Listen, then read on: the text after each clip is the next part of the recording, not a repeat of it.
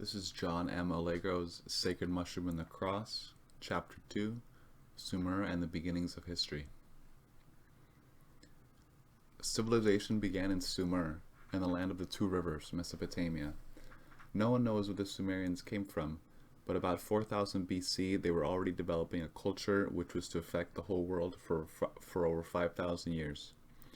The rich agricultural land of the alluvial plains meant there was always sufficient food for man and beast. Fowl and fish were in abundance, and the Bible did well to find here its Garden of Eden. Amid such plenty, nomadic man needed no more to move from place to place as he exhausted the land's resources. His was now an urban culture.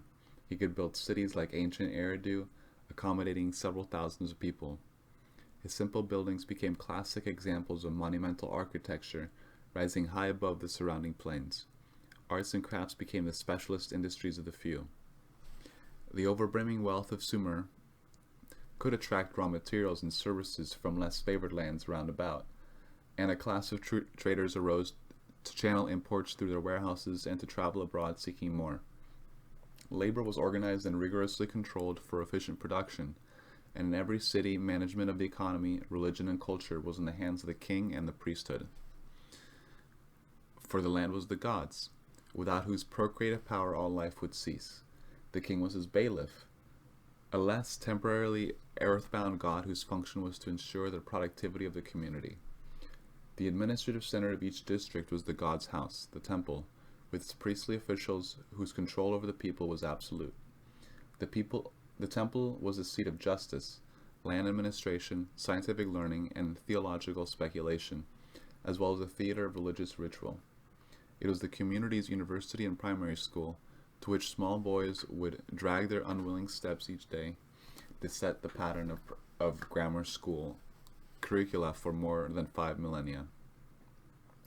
It was in such temple colleges that their tutors built over the next 2,000 years some of the richest and most extensive libraries of the ancient world. From the ruins of ancient Nippur on the lower Euphrates, 100 miles or so from modern Baghdad, have come several thousand literary texts. A large number were written in the most prolific period of Sumerian culture, from about 2000 to 1500 BC. They evince a wide range of intellectual exploration in the fields of theology, botany, zoology, mineralogy, geography, mathematics, and philology, the results of centuries of creative thought. Along with the continuing search for new knowledge went the systematic preservation of past results. The Library of Nippur contained texts going back to around 2300 BC, as well as dictionaries, legal works, and myths reaching down nearly to the end of the second millennium. Elsewhere, the Library of Uruk held a range of literature stretching some 3,000 years, from the earliest times to a century or so before the Christian era, when Sumerian was still being used as a special esoteric language. For, although after 2360 BC, Sumer had to share her hegemony of the region with her northern Semitic neighbors of Akkad, and afterwards lost political control completely, she had set seal upon the cultural life of the Near East and the world for all time. Yet, a century ago, no one had ever heard of the Sumerians. Archaeologists who were at all interested in Mesopotamia were looking for the remains of the Assyrians and Babylonians, referred to often in biblical and classical sources. About the middle of the 19th century, Sir Henry Rawlinson and other scholars were examining clay tablets found in the ruins of ancient Nineveh. They were inscribed with wedge-shaped cuneiform signs, already familiar as the writings of Semitic-speaking Akkadians, Assyro-Babylonians.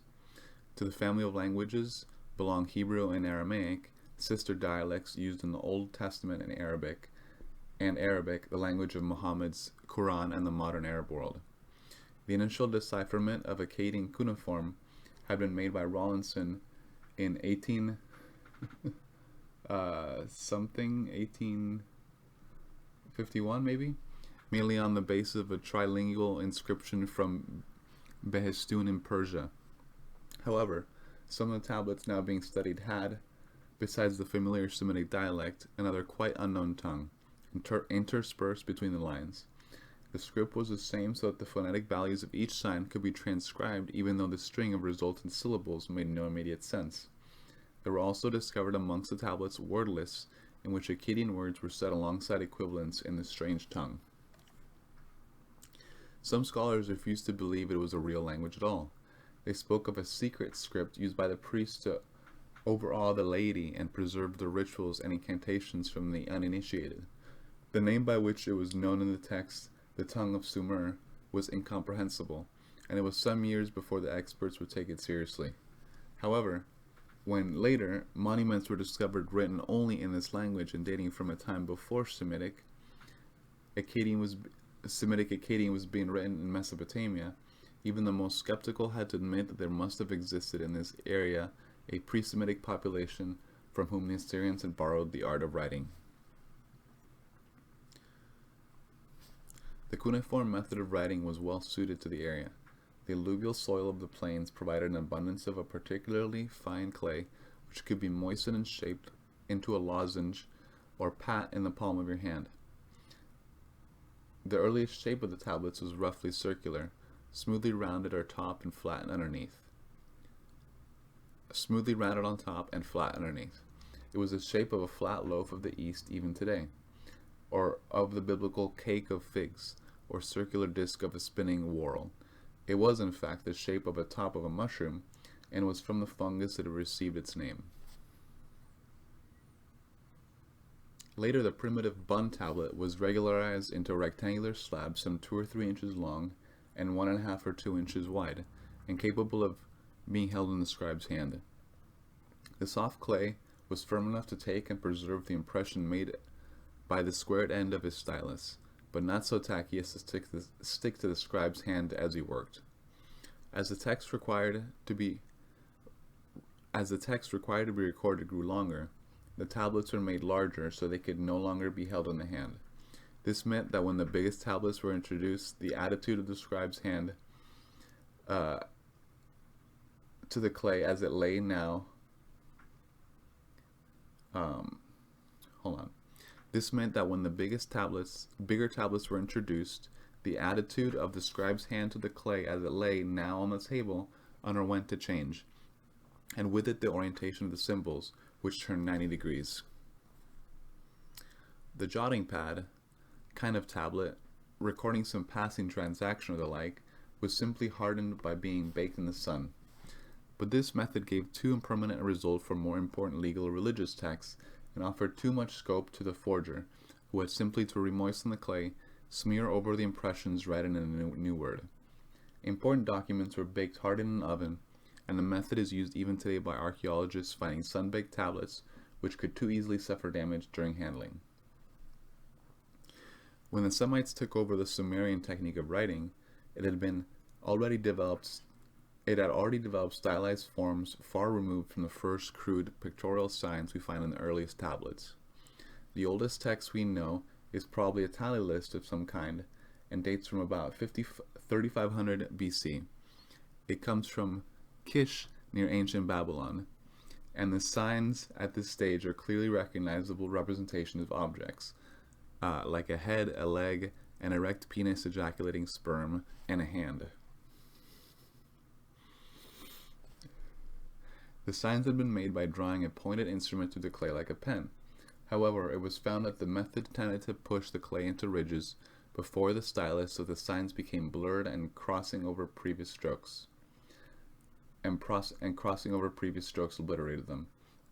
So the scribes began simply pressing the end of the reed into the clay, forming a series of separate wedge-shaped marks.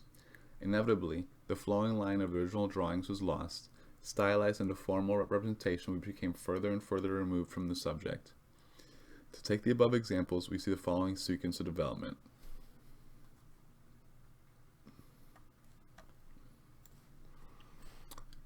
The importance of such a primitive script for the etymologist is that he can illustrate the word with a picture, as the child is taught to read with bricks on which word and picture are printed side by side. Thus represents sag, head. The Sumerian words are conventionally transcribed in the capital letters. Their Akkadian equivalents into lowercase type, italicized in this instance, reshu.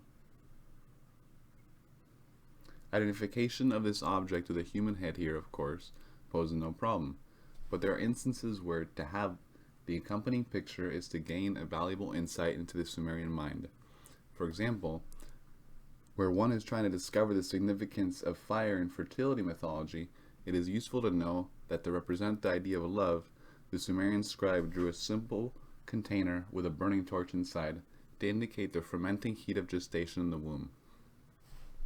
Or again, as a sidelight upon social customs, the word for male slave was an erect, ejaculating penis superimposed with 3 triangular impressions used to express hill country or foreign land. And its feminine counterpart was the usual representation for women, the pubic triangle with the slit for the vulva, with a similar subscription.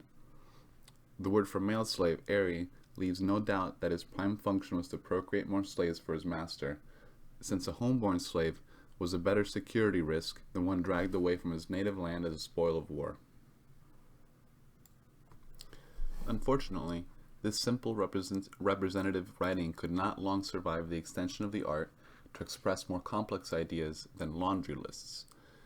That same picture of the erect penis came also to be used, not unnaturally, to express standing up straight or length, and so a number of verbs and nouns could ultimately be intended by the one picture. Furthermore, it could also represent the sound of the penis word, ush, and so could be used simply as a phonetic symbol, where no reference to the meaning of the original was intended.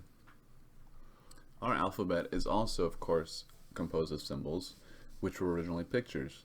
The letter A, for instance, is derived from the picture of a bull's head, seen in its earliest forms as B, stylized in Phoenician as 4, and passing into early Greek as alpha, probably, and A, and so into our Western alphabet. Similarly, our letter B began as a picture of a house, or rather, the courtyard of a house, which appears in Phoenician, as in Greek, as something. This is a problem with the digital copy. RD was a door, hieroglyphic li, from which it developed the characteristic triangular shape of Phoenician and Greek delta, and L. Our letter I came from a very much simplified version of a hieroglyphic hand through Phoenician J into Greek, and so on. But the idea of having symbols represent single sounds, consonants, and vowels was a major step forward and was not to be achieved for more than 1,000 years after writing began in Sumer.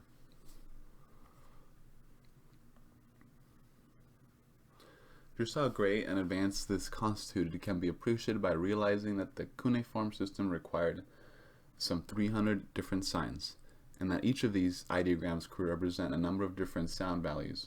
For instance, the sign for a road junction, sila or sil, also meant tar, make a decision or judge, or kud, cut, or clash, break, grind up. All have this radical idea of division, but its extension to similar motifs, physical and judicial, brings under the same ideogram a variety of different words. Similarly, the ideogram for scrotum, simply a skin bag, dubur, can also represent dugan, wallet, kalam, kidney, and even girish, butterfly, presumably from its origin in a chrysalis. When Akkadians took over the cuneiform system, the Semitic scribes added to the list of values attaching to each ideogram those relating to their own equivalents of the Sumerian words. For example, Sumerian sag, head, was translated by Akkadian reshu, so to the Sumerian values of the head ideogram.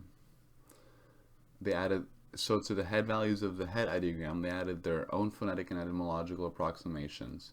Sak, sag, sak, slak, shag, resh, res, rish, ris. Incidentally, it should be noted that Sumerian and Semitic had single consonants representing our sh sound, shown here as sh in Semitic and sh in Sumerian, sh.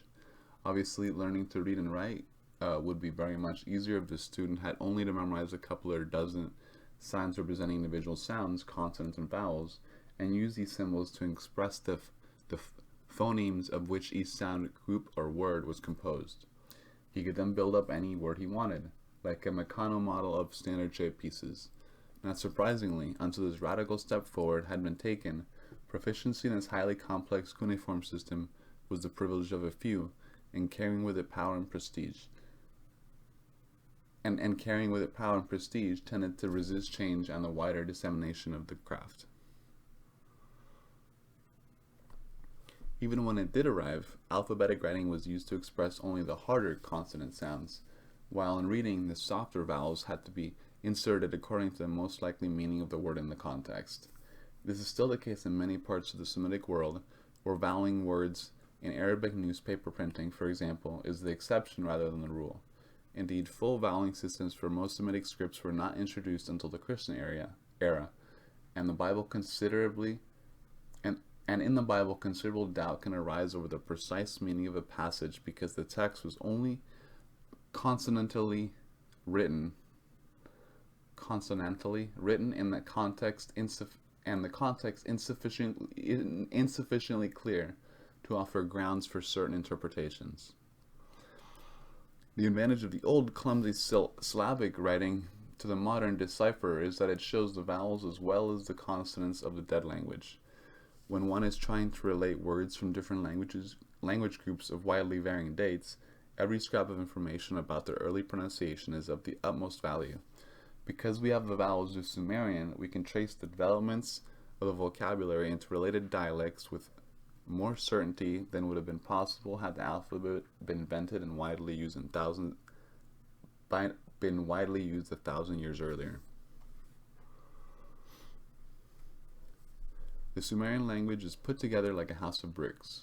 First, there are certain words, bricks expressing basic ideas like kur, conquer, ba, give, and to these the writer adds another word, bricks, like ta or ne, modifying the verb in some way or adding a possessive suffix, like my, his, or their, to a noun.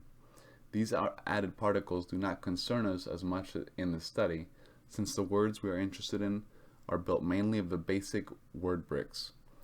What is of vital importance for our researches is, however, that unlike many other languages, including our own, Sumerian tends to keep these basic idea words unchanged. English often expresses tense in a verb by altering the sound within the root, as he gives, but for the past tense, he gave. I run, but I ran, and so on. Sumerian will keep the same radical element, merely adding a particle word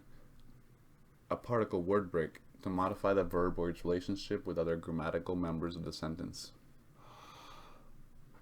Thus, in our search for Sumerian idea word within Indo-European or Semitic names, we can feel confident that whatever phonetic change it may have undergone through dialectical influences, the radical element we seek will originally have been a single, unchangeable word break. Once we can penetrate to that, we stand a good chance of deciphering the original meaning of the name. Sometimes two or more radical elements can be combined to form a new word brick like sila, road junction, abbreviated sometimes to sil. Clearly, this word is a combination of si, finger, and la joined together, the overall picture being that of Winston Churchill's victory V sign. We should express that supposed original form of two separate but as yet uncombined elements as si, la, with a preposited asterisk. This sign, here and elsewhere, indicates a verbal group whose constituent parts are known to have existed in Sumerian, but whose grouping or combination in that precise form does not actually appear in literature as far recovered. At this point, it must be emphasized that although we now have thousands of tablets from which to reconstruct a great deal of the vocabulary of Sumerian, they represent only a fraction of the original literature.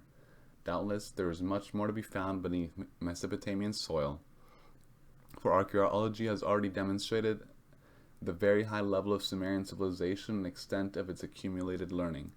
It is now possible to propose combinations of known root elements with a fair degree of assurance. Nevertheless, the asterisk will appear frequently in the following pages and serve to remind us that such reconstructions, however probable, must find adequate cross-checking through the cognate languages if they are to be anything but speculative. Furthermore, they are only possible when the phonetic rules governing consonant and vowel changes from one language into another have been established. We know that Sumerian was spoken in more than one dialect.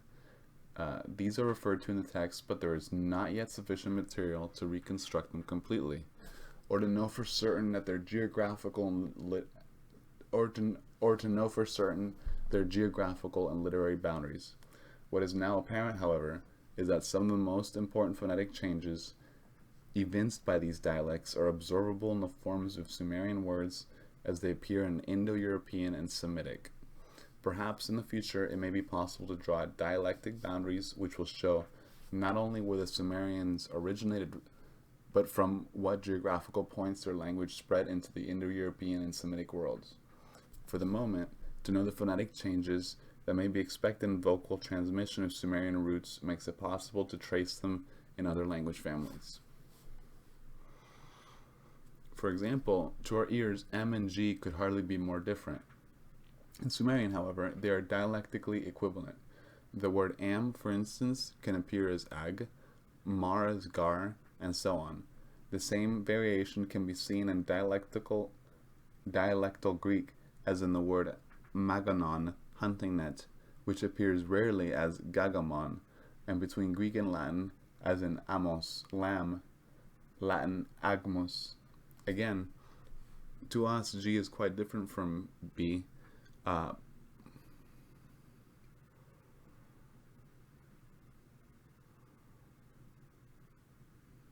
G is quite different from B, but they can still fall together in Sumerian, and also parallel one another in Indo-European dialects. For example, the Greek balanos, acorn, is the Latin and English glans.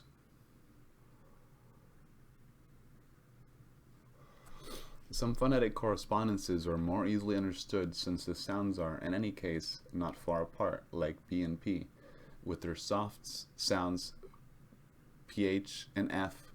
Latin pater is our father. The sounds M and N are close enough to make their interchangeability easily comprehensible, as are the liquid letters R and L. But not so immediately obvious is a common variant in the Sumerian and Semitic vowel worlds between the L and N, and L and SH, and this has been particularly to be looked for when Sumerian, when Sumerian origins are sought for names in Semitic format.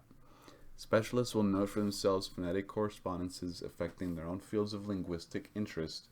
But another variant, which may seem strange at first sight to the non-specialist reader, is that between the Sumerian kh, a somewhat throatish, rasping sound akin to the ch in the Scottish loch, and hard g. This interchange occurs when the Sumerian and also within Sumerian and also externally. This interchange occurs within Sumerian and also externally. For example, mak, great, appears in Greek as megas, Latin magmus. On the other hand, Sumerian kb is found as its straightforward phonetic equivalent in the Greek che, transliterated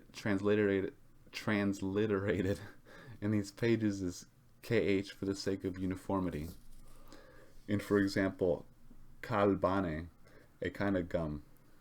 That pronunciation is probably way off. But as hard something in the Latin cognate galbamum. Vowels follow a fairly uniform and easily recognizable pattern. However, the sound I often disappears between consonants in the derived forms. For example, the Sumerian bil, bum, bim, bil, bum, appears in the Greek flago and Latin flagro, burn, the source of our flame. But the medial I has disappeared between the B and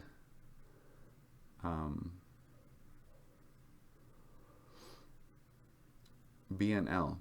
The full form of the Sumerian original was probably bilag. The Greek, it will be noted, has depressed the A of the last element to E, although Latin preserved the original sound. This flattening of the A sound is very common. Less expected is the frequent change of the Sumerian U, normally appearing in the cognates as U or O, to the Greek eta.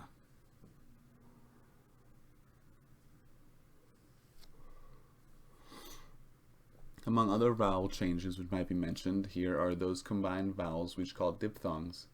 Some are predictable enough that they occur through the conjunction of A and O.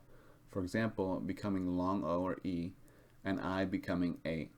But some diphthongs have arisen through the loss of an intervening consonant, particularly the letters something and something. An interesting example of this occurs in the title of Apollo, Paion, and the Greek plant name Paionia and Peony. Both go back to the original Baryauna, which appears with only the A and U combined in the New Testament Barjonas, Peter's surname. Summarizing in the language and culture of the world's most ancient civilization. Summarizing. In the language and culture of the world's most ancient civilization, Sumerian, it is now possible to find a bridge between the Indo-European and Semitic worlds. The first writing known is found on tablets from the Mesopotamian basin, dating some 5,000 years ago, and consisting of crude pictures drawn with a stylus on soft clay. Later, the recognizable pictures become stylized into ideograms made up of nail or wedge-shaped impressions, so-called cuneiform signs, each representing syllables of consonants and vowels. These syllables made up brick words, which resisted phonetic change within the language and could be joined together to make connected phrases and sentences. To such brick words we can now trace Indo-European and Semitic verbal roots, and so begin to decipher for the first time the names of gods, heroes, plants, and animals appearing in cultic mythologies. We can also now start penetrating to the root meanings of many religious and secular terms whose original significance has been obscure. Well, that sounds interesting.